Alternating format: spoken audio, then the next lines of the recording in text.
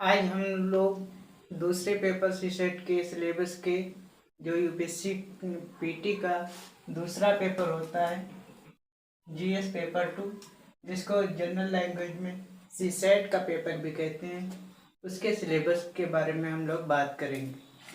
PT के पहले paper के बारे में हमने पिछली क्लास में बात की थी और इस पेपर के बारे में हम लोग आज बात करेंगे और इसके पूरे डिटेल सिलेबस को समझेंगे कि इसमें क्या क्या चीज़ें, कौन कौन से टॉपिक ऐसे हैं इम्पॉर्टेंट जहाँ से मैक्सिमम क्वेश्चन आते हैं। ठीक है, तो हम लोग देखते हैं। जैसे जीएस पेपर 1 था, उसका हमने पिछली क्लास में सिलेबस का डिटेल देखा था, कौन कौन से हॉट स्पॉट टॉपिक थे। ये जीएस पेपर 2 है, जिसको सीसेट भी कहते हैं। ये इसके बारे में आज हम देखेंगे कि इसके कौन कौन से टॉपिक इम्पॉर्टेंट हैं। ठीक है, पहले इसमें जनरल बात समझ लेते हैं। जो है GS2 पेपर है, जैसे सीसेट पेपर कहेंगे हम लोग, ज़्यादातर सीसेट पेपर नाम यूज करेंगे। 2 घंटे का टाइम होता है, 80 क्वेश्चन टोटल होते हैं, 80 क्वेश्चन होते हैं और 200 मार्क्स का होता है। 80 क्वेश्चन है, 2 घंटे का है, इसका मतलब 2 घंटे का मतलब 120 मिनट। 120 मिनट को 80 से अगर हम डिवाइड करेंगे तो लगभग ये 1.5 मिनट आता है। लगभग 1.5 मिनट का टाइम हमको पर क्वेश्चन मिलता है। एक क्वेश्चन पर हमको 1.5 मिनट का टाइम मिलता है। ठीक है, तो ये चीज़ है, 1.5 मिनट का टाइम मिलता है। 1.5 मिनट में हमको एक क्वेश्चन सॉल्व करना होता है। तो हमारे हिसाब से टाइम ठीक है, बट कभी कभी टिपिकल क्वेश्चन आ जाते हैं जो इसमें टाइम ज़्यादा कंज्यूम कर जाते हैं। तो हम लोग टॉपिक देखेंगे, सीधे इधर उधर की बात नहीं करेंगे। जो इसका सिलेबस है, इसका सिलेबस 3 भागों में डिवाइड है। 3 भाग कौन कौन से इम्पोर्टेंट है इसके? जो इसके सिलेबस है,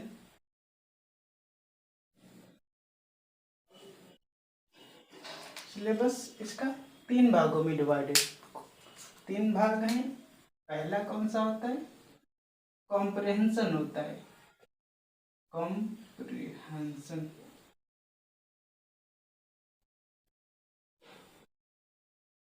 हिंदी में इसको गद्यांश बोलते हैं।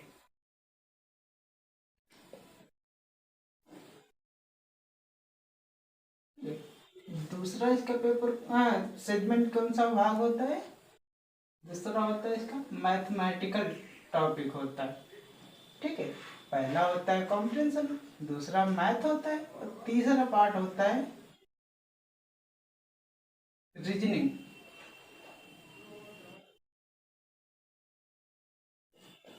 ठीक है, इस पहला था कॉम्प्रिहेंशन, दूसरा था मैथ, तीसरा था रीजनिंग। ठीक है, और इन तीनों टॉपिकों से मैक्सिमम क्वेश्चन आते हैं। ठीक है, इन तीनों टॉपिकों से मैक्सिमम क्वेश्चन आते हैं।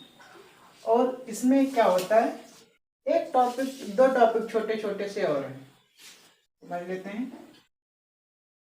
एक होता है डाटा इंटरप्रिटेशन,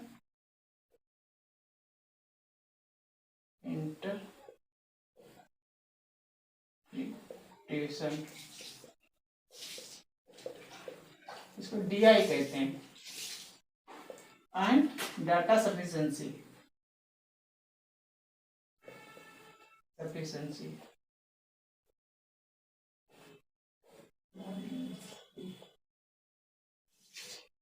इसको DS बोलते हैं।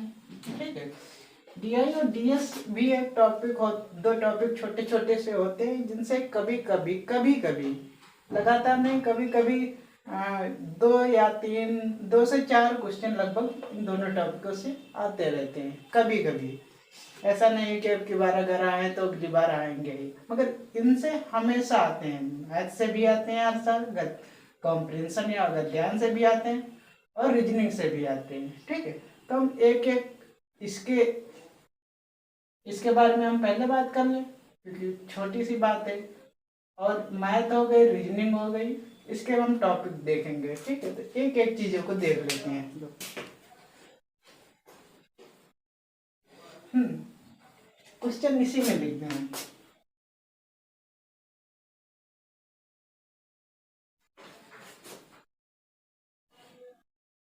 तो हम शॉर्टकट में DI और DS लिख देते हैं, ठीक है।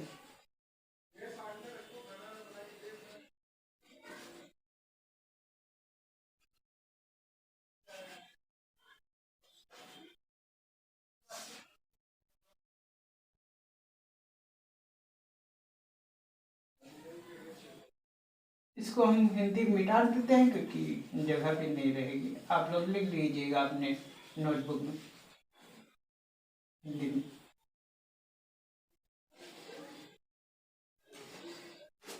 इसके हिंदी तरीके लेंगे, इसको गणित बोलते हैं, इसको तर्क विज्ञान बोलते हैं, रीजनिंग को, ठीक है। और कॉम्प्रिहेंशन को तो गद्यांश बोलते हैं, ठीक है। इसको हम DI एंड DS लिख देते हैं, एक ही में लिख देते हैं। छोटे छोटे टॉपिक हैं, 2 से 3 क्वेश्चन या 4 क्वेश्चन ही आते हैं इससे, ठीक है। तो इससे कितने क्वेश्चन आते हैं? इससे जो क्वेश्चन आते हैं तो लगभग कॉम्प्रिहेंशन से 26 से 27 क्वेश्चन हमेशा आते हैं, ठीक है। तो कितने आते हैं? 26 to 27 क्वेश्चन, ठीक है। जो कॉम्प्रिहेंशन हमारा टॉपिक होता है कॉम्प्रिहेंशन, इससे 26 से 27 क्वेश्चन आते हैं 80 क्वेश्चनों में। इंपॉर्टेंट है टॉपिक। दूसरा होता है मैथ से मैक्सिमम क्वेश्चन अब आने लगे। पहले कम आते थे, जब स्टार्टिंग हुई थी 2013 से सीसेट पेपर इंक्लूड हुआ था। इंक्लूड क्या मतलब, ये क्वालिफाइंग नेचर में हुआ था। तो इसमें बहुत कम मैथ के क्वेश्चन आते थे, रीजनिंग भरे पड़े रहते थे, डाटा इंटरप्रिटेशन और डाटा सफिशिएंसी के क्वेश्चन मैक्सिमम होते थे। मगर अब क्या हो गया है कि डाटा इंटरप्रिटेशन और डाटा सफिशिएंसी के केवल 2-3 क्वेश्चन आते हैं। सबसे ज़्यादा मैथ के आते हैं, फिर कॉम्प्रिहेंशन आते हैं, उसके बाद रीजनिंग मैथ्स आते हैं, ठीक है। तो इसके कम से कम 28 से 30 क्वेश्चन आते हैं, ठीक है। इसके 28 से 30 क्वेश्चन आते हैं और रीजनिंग से 24-25 क्वेश्चन इसके भी आते हैं। 24 to 25 क्वेश्चन इससे भी आ जाते हैं, ठीक है। 24 to 25 क्वेश्चन रीजनिंग से आ जाते हैं। और जो डाटा इंटरप्रिटेशन और डाटा सफिशिएंसी कभी कदा, तब एक साल छोड़ के फिर अगले साल, ये नहीं है, कोई ज़रूरी भी नहीं है कि अब की बार आया है तो दूसरी अगले साल आए, और ये भी नहीं कहा जा सकता कि अगले साल नहीं आएगा, आ भी सकता है। तो इसकी कोई सर्टेनिटी नहीं है, तो निश्चितता नहीं है कि आ सकते हैं कि नहीं आ सकते हैं। मगर पढ़ना पड़ेगा क्योंकि UPSC है, बिना पढ़े तो कुछ काम होता नहीं है, ठीक है। तो इसके 2 से 4 क्वेश्चन इसके आते रहते हैं, तो पढ़ना है क्योंकि UPSC में पढ़ के ही जाना है। क्योंकि जब तक आप पढ़े होंगे ना, तो बाई चांस इसमें मैथ के क्वेश्चन कुछ टिपिकल लगते हैं, छूट जाते हैं, तो इनसे कवर हो जाता है उससे, ठीक है। ये आप नोट कर लीजिए कितने क्वेश्चन आते हैं। और 2 घंटे का टाइम होता है, 80 क्वेश्चन होते हैं और टोटल 200 मार्क्स होते हैं, ठीक है। ये हो गया सिलेबस। अब हम टॉपिक पढ़ेंगे सिलेबस में।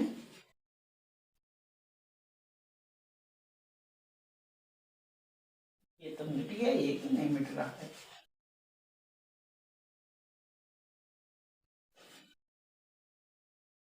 ये कुछ हमको लगता है डार्क हो गया, चलो कोई बात नहीं, उसमें से ही लिख लेते हैं, रेड से ही लिखेंगे। क्या हो गया यार इसमें?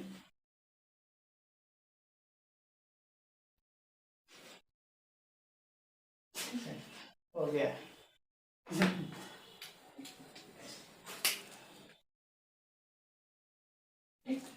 क्या हो गया? अब एक एक चीज़ों को समझ लेते हैं। हाँ, एक चीज़ और बताना मैं भूल के, इसमें जो ये सीसेट पेपर है, पिछली क्लास में हाँ मैंने बताया भी था, इसके नंबर कट ऑफ में नहीं जोड़ते हैं। ये क्या होता है, केवल क्वालिफाइंग नेचर का होता है। इसमें कितने क्वेश्चन करने होते हैं जो मतलब सही होने चाहिए, बिल्कुल सही, माइनस मार्किंग वगैरह सब निकाल के, ठीक है। तब आप क्वालिफाई होंगे। और कितने मार्क्स आने चाहिए, तो इसमें 66 मार्क्स आउट ऑफ 200, मतलब 200 का होता है, इसमें 66 मार्क्स आपको लाने चाहिए, तभी आप क्वालिफाइड होंगे। क्या होंगे? क्वालिफाइड। ठीक है। तो लगभग ये क्वेश्चन कितने मार्क्स का होगा? लगभग 2.5 नंबर का ये क्वेश्चन होता है। तो 2.5 नंबर का क्वेश्चन होता है, इसका मतलब हाँ 27 क्वेश्चन आपको सही करने होंगे। 27 क्वेश्चन आपको टू बी करेक्ट। ठीक है। आप 66 मार्क्स लाने के लिए आपको 27 क्वेश्चन बिल्कुल सही होने चाहिए, माइनस मार्किंग सब निकाल के। ठीक है। तो मगर हमारे हिसाब से इसका ही टारगेट ना लेकर चलो, आपका टारगेट होना चाहिए लगभग 40, मोर देन 40 क्वेश्चन आप करके आइए। मोर देन 40 क्वेश्चन आप करके आइए, क्योंकि इसमें कोई आप श्योर नहीं होते हैं कि यूपीएससी है। कहीं भी अगर ये क्वेश्चन भी आपने कम किया तो आप डिस्क्वालीफाई हो जाएंगे। ठीक है। तो हाँ, लगभग 40 के ऊपर क्वेश्चन आप करके आइए। 40 से, या हम इसको कह सकते हैं 40 से 45 क्वेश्चन। लगभग 80 क्वेश्चन है, तो आप 40 से 45 क्वेश्चन करेंगे तो अच्छा टाइम आपको लगभग 3 से 4 मिनट आपको टाइम मिल जाएगा। ठीक है। 4 मिनट आपको टाइम मिल जाएगा पर क्वेश्चन पर, तो आप 40 क्वेश्चन आराम से सॉल्व कर सकते हैं। थोड़ा मेहनत करनी पड़ेगी, थोड़ा प्रैक्टिस की जरूरत है। ठीक। तो टारगेट क्या होना चाहिए? टारगेट होना चाहिए कि हमारे मोर देन 40 क्वेश्चन आपका टारगेट होना चाहिए कि हम इतना करके आएंगे। ठीक है। उसमें कुछ हो सकता है गलत भी हो जाए, तो आप जिससे डिसक्वालीफाई ना हो, क्वालिफाई रहें। ठीक है। तो ये सब चीज़ें हो गई। अब हम लोग देख लेते हैं इसके मेन टॉपिक। ये सब चीज़ें हमने बता दी। ठीक है। अब नोट कर लीजिएगा इसको। इसका हम इम्पोर्टेंट टॉपिक्स आपको लोगों को बता देते हैं। ठीक है। इम्पोर्टेंट टॉपिक्स कौन कौन से? देखो, इसका हम पहला जो सबसे इजी सेगमेंट कह सकते हैं सी सेट का, वो होता है रीजनिंग। बहुत कुछ क्वेश्चन ऐसे बिल्कुल हलवा होते हैं, ये आप देखेंगे और 2-3 सेकंड में ही आंसर बता देंगे अगर आपकी प्रैक्टिस अच्छी है। ठीक है। तो सबसे पहले हम देखेंगे, सबसे पहले हम इसमें देख लेते हैं किसका सिलेबस, रीजनिंग का।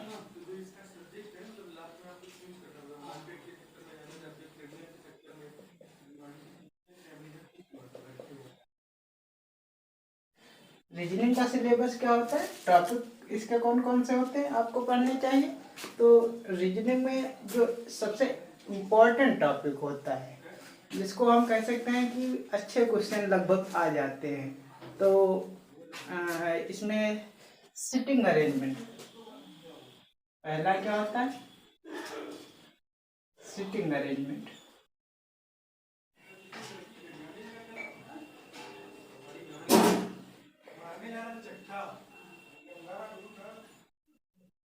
ठीक है। ये क्या होता है, सिटिंग अरेंजमेंट। सिटिंग अरेंजमेंट में क्या होता है कि एक कतार में लोग बैठे हुए हैं। ठीक है। तो उसमें क्वेश्चन पूछ लेता है कि आगे से तीसरे नंबर वाले जो भी बैठा हुआ है पर्सन, उसको उठा के फिर पीछे से पहले नंबर पर अगर बैठा दिया जाए तो वो आगे से कितने नंबर पर होगा, ऐसे क्वेश्चन आते हैं। ठीक है। तो सिटिंग अरेंजमेंट होता है। और इसको रैंकिंग में भी कभी कभी उसको रैंकिंग कहते हैं जनरल लैंग्वेज में, मगर वो इसी सिटिंग अरेंजमेंट से ही रिलेट होता है। ठीक है। मगर उस टॉपिक को चलो अलग बता देंगे हम। इसमें मेन क्या होता है, कभी ये होता है ठीक है। तो आदमी को यहाँ बैठा लेंगे एक, ठीक है, और माना ए को यहाँ बैठा दिया, बी को यहाँ बैठा दिया, सी को यहाँ बैठा दिया, डी को यहाँ बैठा दिया, ठीक है। तो आप पूछेंगे कि ए के सामने कौन सा है, तो इस तरह से आते हैं क्वेश्चन, इस तरह से होते हैं, ठीक है। तो ये सिटिंग अरेंजमेंट हो गया।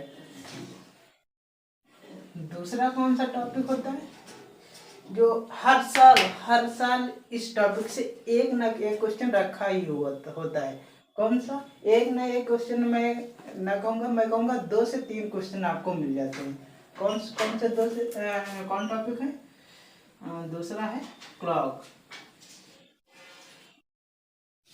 घड़ी, ठीक है। ये क्लॉक है, इसके 2 हर साल आते हैं क्वेश्चन।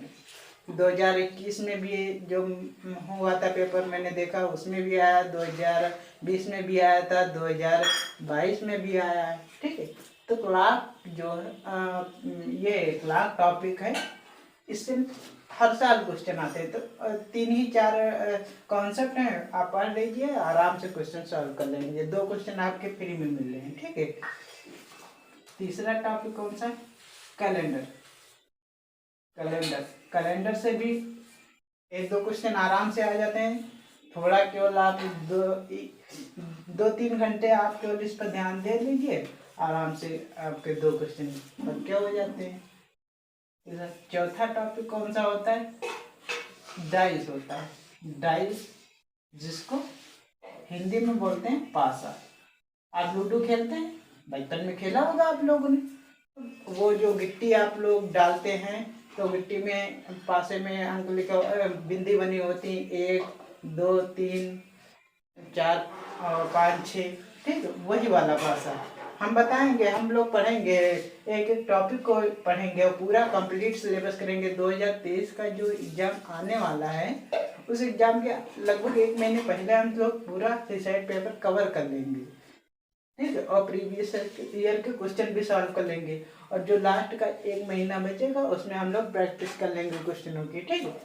तो हम सिलेबस आज के टॉपिक देखते हैं कि कौन कौन से टॉपिक इम्पोर्टेंट हैं, ठीक है, और कल हम लोग देखेंगे कि इसमें क्या क्या होता है, ठीक है। काउंटिंग और फिगर।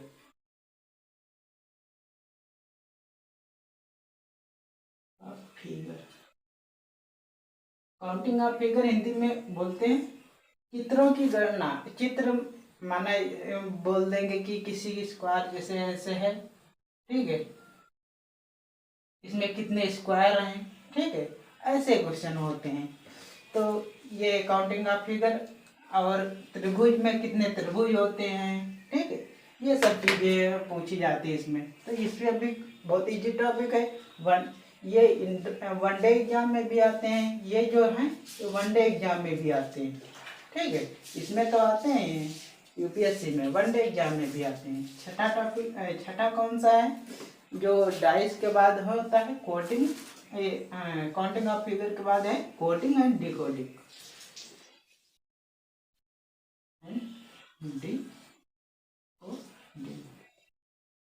कोडिंग एंड डिकोडिंग, ये भी बहुत इजी टॉपिक है। बस हमारे हिसाब से मैं जब क्लास लूँगा तो 1 या 2 लेक्चर में ही पूरा क्वेश्चन सहित इसको सॉल्व हो जाएगा, ठीक है। और 7वां टॉपिक इसमें कौन सा है? काउंटिंग डाइस हो गया, क्लॉक हो गया, कैलेंडर हो गया, काउंटिंग ऑफ फिगर हो गया, कोडिंग एंड डिकोडिंग हो गया, और रैंकिंग।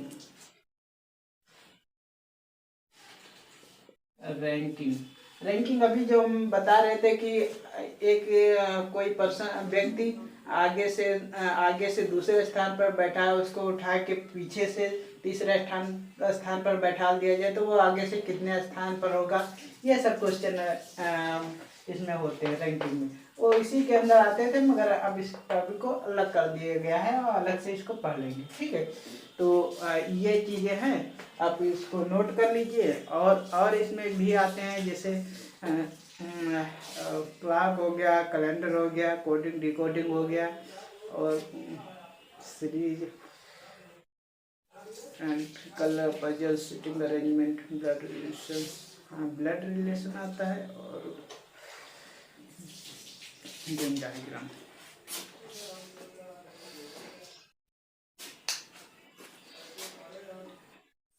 8 क्या होता है इसमें, वेन डायग्राम आता है, वेन डायग्राम, ठीक है, वेन डायग्राम। वेन डायग्राम मतलब वेन आरेख आता है, ठीक है, हिंदी में आप लिख लीजिएगा साइड में, वेन आरेख, ठीक है, वेन आरेख के क्वेश्चन आते हैं।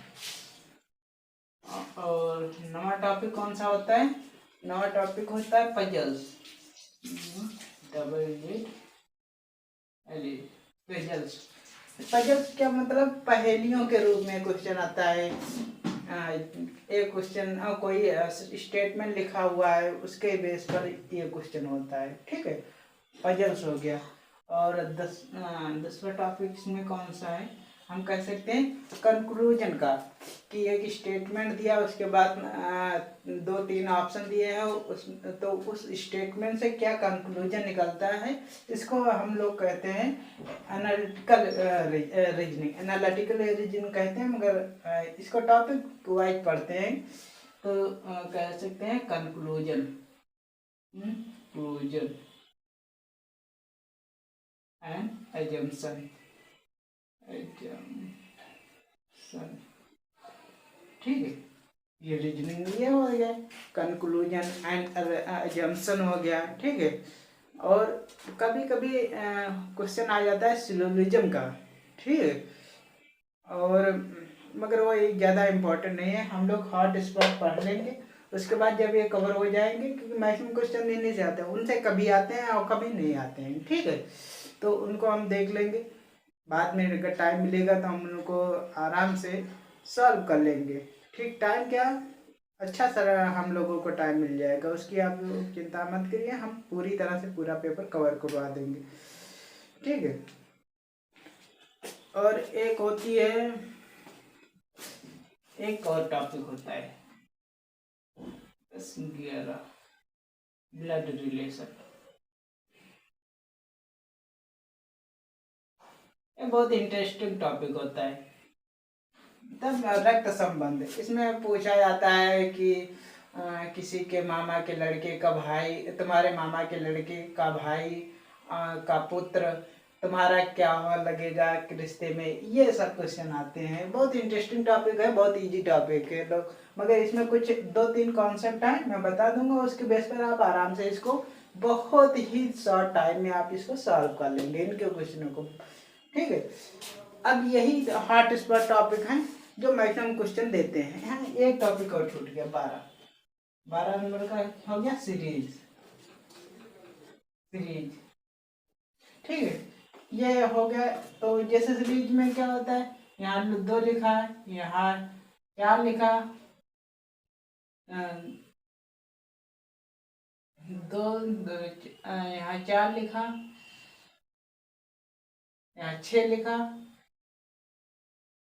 यहाँ मिसिंग है, ठीक है,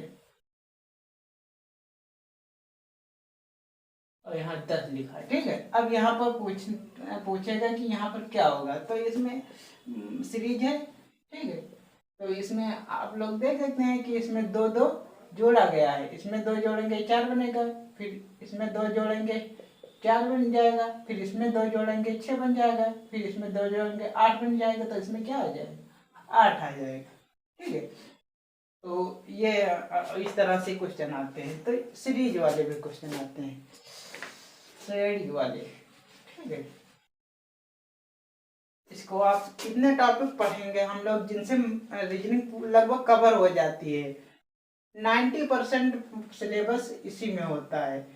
जो 10% सिलेबस होता है रीजनिंग का, वो थोड़ा बहुत है, कंक्लूजन एंड अजम्पशन होता है, सिलोजिज्म कुछ होता है, तो बहुत कम ही क्वेश्चन कभी कदार आते हैं, मगर 90-95% इन्हीं से, 95% इन्हीं से आता है, ठीक है। तो हमको लगभग 24 से 25 क्वेश्चन आते हैं, तो लगभग 22 से 23 क्वेश्चन इन्हीं से मिलेंगे हमको, ठीक है, 22 से 23 क्वेश्चन इन्हीं से मिलेंगे, तो यही इंपॉर्टेंट है, नोट कर लीजिए इनका, और यही हम लोग पढ़ेंगे सबसे इम्पोर्टेंट टॉपिक, ठीक है। हमको 27 क्वेश्चन सही होने चाहिए और 40 क्वेश्चन का टारगेट है, आराम से हम लोग कर सकते हैं। और ये यूपीएससी के पर्सपेक्टिव से ही नहीं, ये वनडे एग्जाम में भी यही क्वेश्चन, लगभग सारे क्वेश्चन आते हैं इसी से रिलेटेड। वनडे एग्जाम जैसे रेलवे का, बैंकिंग हो गया, और भी एसएससी हो गया, ये सब इनमें भी इससे क्वेश्चन आते हैं। ठीक है, तो आपने नोट कर लिया होगा। ये हमारा टॉपिक हो गया। ठीक है,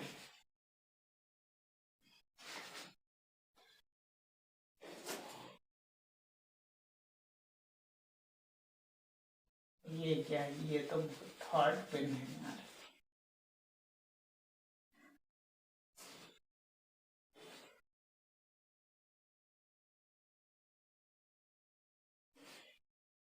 हाँ, इसके बाद हम देखते हैं, इसमें टॉपिक होता है मैथ का, जो सेगमेंट होता है सिलेबस में। दूसरा सेगमेंट कौन सा है? मैथ का।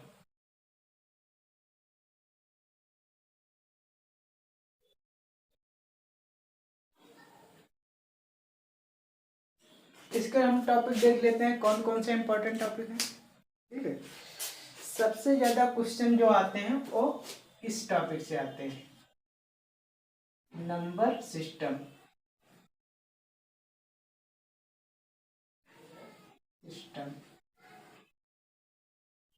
ठीक है, सबसे ज्यादा क्वेश्चन कुछ आते हैं नंबर सिस्टम से, 8 से 10 क्वेश्चन आ जाते हैं।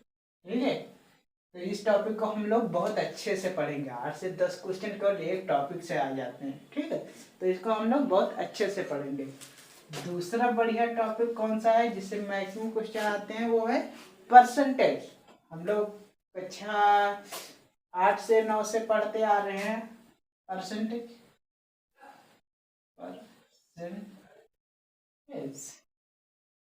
हिंदी में प्रतिशत बोलते हैं इसको, हिंदी में संख्या पद्धति बोलते हैं। आप हिंदी में लिख लीजिएगा, जो लोग हिंदी मीडियम वाले हैं, लिख परसेंटेज।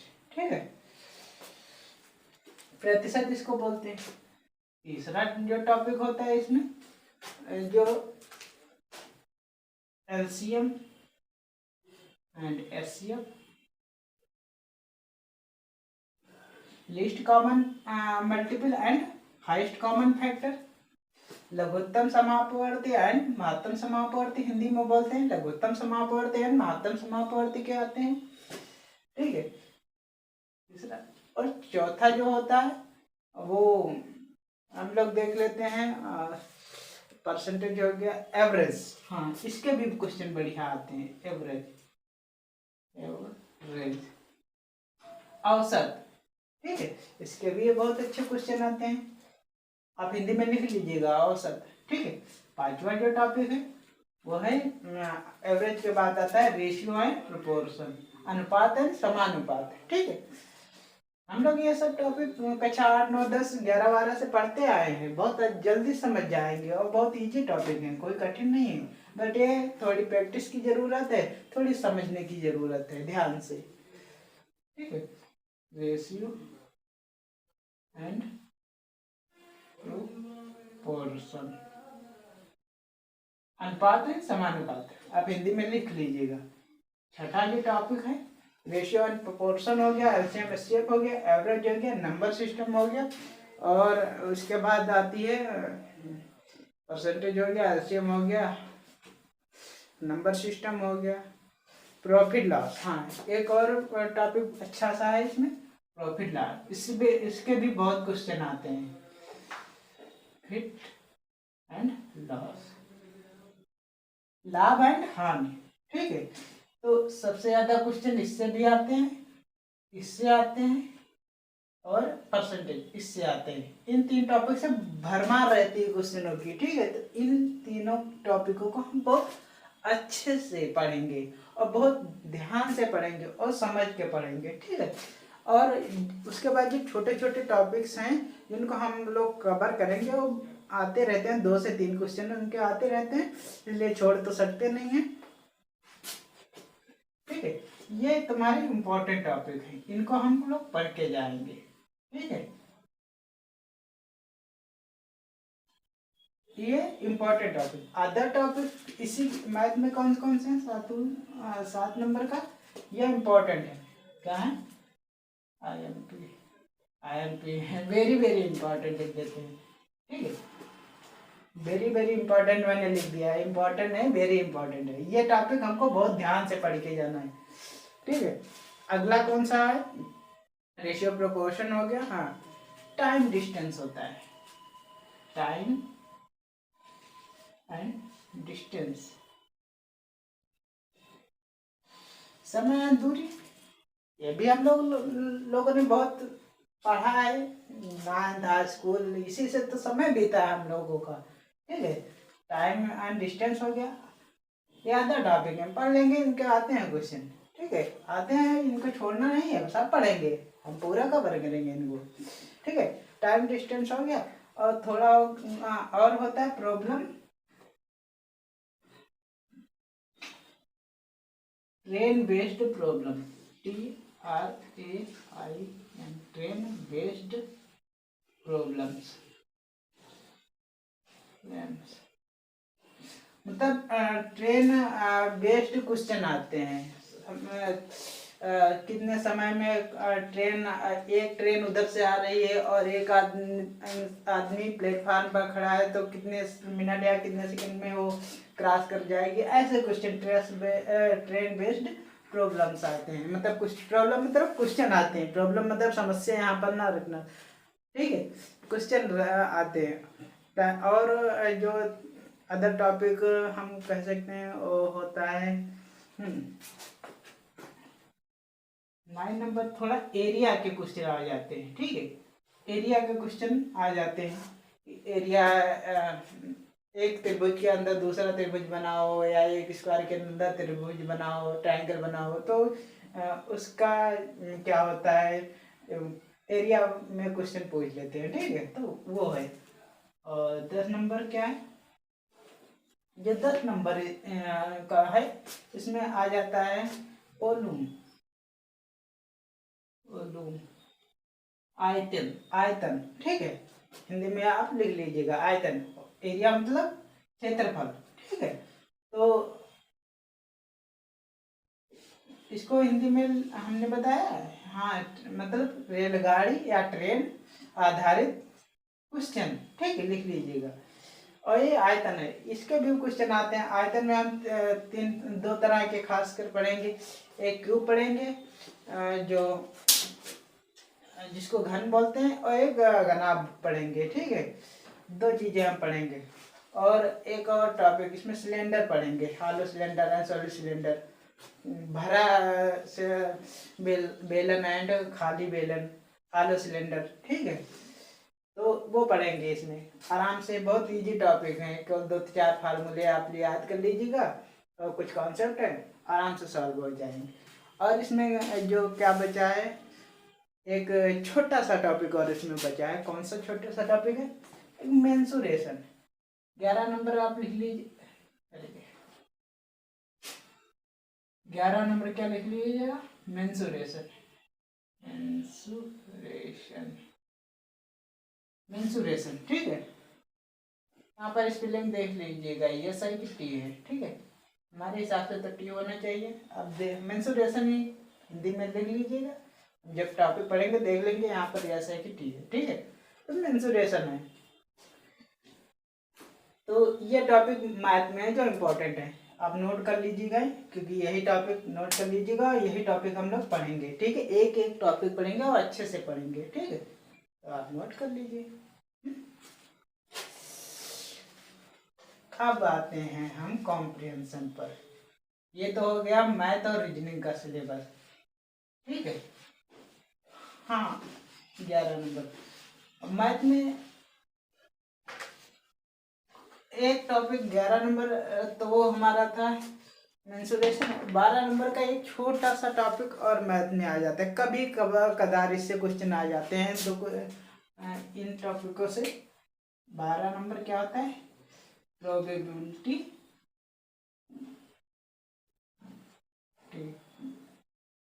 प्रोबेबिलिटी से मतलब प्रायिकता, प्रायिकता के क्वेश्चन आ जाते हैं। ठीक है, तो इसके बहुत कम ही क्वेश्चन आते हैं, मगर हम पढ़ेंगे इसको भी।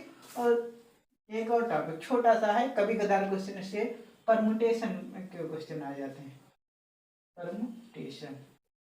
ठीक है, ये भी मैथ के हैं, ठीक है। तो प्रायिकता, प्रोबेबिलिटी एंड परमुटेशन, ये दोनों एक में ही पढ़ेंगे हम, ठीक है। तो ये भी मैथ में लिख लीजिएगा, ठीक है। तो 11 थे, 12, 13, ये टोटल 13 टॉपिक हम लोग पढ़ेंगे। 13 टॉपिक में अगर 30 क्वेश्चन आते हैं, ठीक है, तो हमको 29 क्वेश्चन मिल जाएंगे, ठीक है। हो सकता है एक क्वेश्चन हो इन्हीं से, मगर वो रीजनिंग बेस्ड हो या डीआई बेस्ड हो, क्योंकि आप रीजनिंग, मैथ और डीआई दोनों को मिक्स करके क्वेश्चन पूछने लगे हैं, ठीक है। तो थोड़ा टिपिकल बनाने लगे हैं। हम ये चीज मिटा देते हैं। अब हम देखते हैं कॉम्प्रिहेंशन, ठीक है।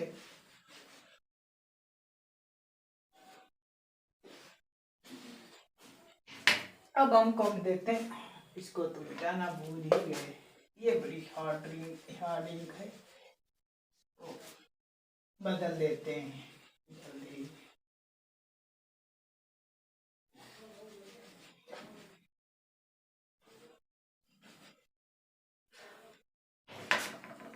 कौन सा है, अब हम कौन सा पढ़ेंगे, देखते हैं इसे, कॉम्प्रिहेंशन, कॉम्प्रिहेंशन, ठीक है। गद्यांश अभी हमने बताया था हिंदी में, ठीक है। ये गद्यांश होता है, इसमें 3 या 4 टाइप के क्वेश्चन आते हैं। एक आता है कि जो गद्यांश दिया होगा कॉम्प्रिहेंशन, हाँ एक चीज पहले, ये बाइलिंगुअल होता है, बाइलिंगुअल,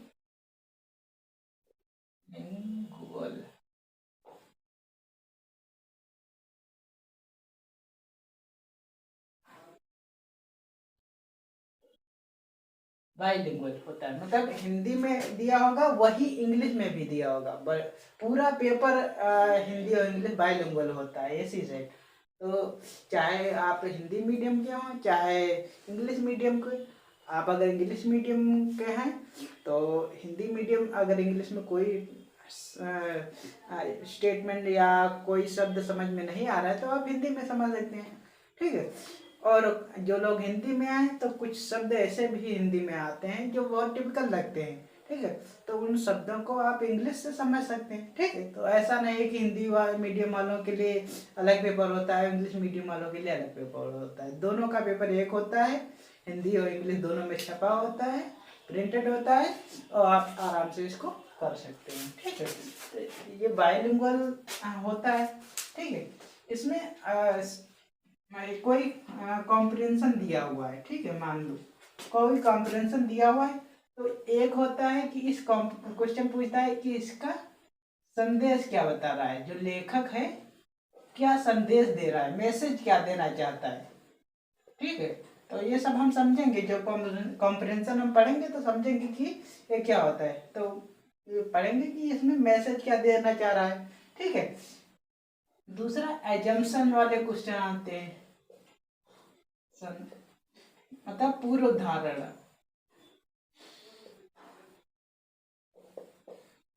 ठीक है। पूर्व धारणा का मतलब, अजम्पशन का मतलब कोई गद्यांश दिया होगा तो उस गद्यांश के कहने के पीछे का रीजन क्या है, ठीक है। कोई गद्यांश किसी राइटर ने दिया है, कि हम आपने अगर कोई बुक लिखी, कोई एक स्टेटमेंट लिखा है, उस स्टेटमेंट को देने में आपकी क्या पूर्व धारणा थी, क्या आपकी सोच थी, उसके बेस पर क्वेश्चन आते हैं, ठीक है। और तीसरा टाइप का क्वेश्चन आता है कि उसी से रिलेटेड, उसमें उसी जो क्वेश्चन होगा उसी में दिया होगा आंसर, ठीक है। तो ढूंढ ढूंढ के बताना होता है, समझ जाएंगे आप, जहाँ तक हम जब पढ़ेंगे तो समझाएंगे कि आप कैसे क्वेश्चन सॉल्व करते हैं। तो ये 3 तरह के इम्पोर्टेंट क्वेश्चन होते हैं, ठीक है। कभी कभी एक दो अल्टर क्वेश्चन आते हैं, वो हम लोग जब कॉम्प्रिहेंशन पढ़ेंगे ना तो समझ लेंगे, ठीक है। तो हमारे हिसाब से आप लोग समझ लिए होंगे कि सिलेबस सीसेट पेपर का क्या होता है, ठीक है। तो सीसेट पेपर का आज हमने सिलेबस समझा है, और कल सैटरडे है, कल सैटरडे को पहला मेरा टॉपिक आएगा जो रीजनिंग का होगा। सबसे पहले हम रीजनिंग से शुरुआत करेंगे, और रीजनिंग हमारी पूरा पेपर कवर करेंगे हम लोग रीजनिंग में, सीसेट का पूरा पेपर करेंगे। सीसेट का सेगमेंट जो है रीजनिंग स्टार्ट करेंगे सबसे पहले। तो रीजनिंग में हम लोग सबसे पहले कौन सा टॉपिक आप पढ़ना चाहेंगे? हमारे हिसाब से सबसे इजी और हर साल जो क्वेश्चन आते हैं वो क्लॉक से आते हैं। तो हम लोग क्या पढ़ेंगे? क्लॉक पढ़ेंगे। सबसे पहला टॉपिक कल हमारा आएगा क्लॉक का। उसके बाद हम लोग डाइस पढ़ेंगे, बहुत अच्छा टॉपिक है, एक ही दिन में 7 कवर हो जाएगा। 2 या 3 फार्मूले मैं बताऊंगा, उस पर आपके सारे क्वेश्चन हो जाएंगे डाइस के। एक और चीज, जितने भी रीजनिंग वाले मैंने टॉपिक नोट करवाए थे, ठीक है, रीजनिंग वाले सीसेट में तो आते ही हैं, यूपीएससी में, ठीक है। ये वनडे एग्जाम जो एसएससी, बैंकिंग, रेलवे, कोई भी वनडे एग्जाम दो, कोई भी, उसमें भी वो आते हैं, ठीक है। तो अगर कोई आप लोग वनडे एग्जाम की प्रिपरेशन कोई कर रहे हैं तो वो आप लोग भी नोट्स बना सकते हैं। और हाँ, हमने एक प्लानिंग की है कि हमारे पास कुछ मेरे पुराने मित्र हमारे पास फ़ोन कर रहे थे कि जो यूपी बोर्ड वाले हैं उनकी इंग्लिश वीक है। अगर किसी हिंदी शब्द को इंग्लिश में लिखना है, प्रोनाउंसिएशन करना है, तो वो थोड़ा उनको टिपिकल लगता है। तो हम सोच रहे हैं एक वीक में एक वीडियो लगभग 20 या 22 मिनट का बनाते रहेंगे, उससे सारी चीज़ें उनको समझा देंगे, सेंटेंस, एक्टिव पैसिव। तो आपके जो छोटे भाई बहन हैं जो कक्षा 7, 8, 6 और 9, 10, 11, 12 के हैं, वो उनसे आप कह दीजिएगा कि आप वीडियो देख सकते हैं, जिससे बेटर अंडरस्टैंडिंग हो। वो लोग भी जो हिंदी मीडियम, खासकर हिंदी माध्यम वाले जो यूपी बोर्ड वाले हैं, वो आराम से उन वीडियो से समझकर माना कोई मेरा नाम लिखना है, जैसे अखिलेश लिखना है, तो अखिलेश लिखने के लिए आ के लिए ए यूज होता है, खा के लिए के एच यूज होता है, और खा में छुट्टी के मात्रा है तो आई यूज हो जाएगा, साथ में अखी के एच आई हो जाएगा। तो ये सब चीज़ें हम बताएंगे कि कौन से हिंदी शब्द के लिए, कौन से हिंदी अक्षर के लिए इंग्लिश वर्ड अल्फ़ाबेट यूज होता है, ठीक है। तो ये चीज़ें हमने सोचा है कि लगभग एक वीक में एक क्लास की देंगे, 20 से 22 मिनट की मुश्किल से होगी। वो आराम से किसी भी समय जो हमारे कक्षा 6 से इंटर तक हैं, यूपी बोर्ड, खासकर यूपी बोर्ड वाले, वो समझ सकते हैं, ठीक है। तो ये हो गया हमारा टॉपिक, ठीक है। आपने नोट कर लिया होगा, पढ़ते रहिए, बने रहिए हमारे साथ, हंसते रहिए, मुस्कुराते रहिए और पढ़ते रहिए। जय हिंद।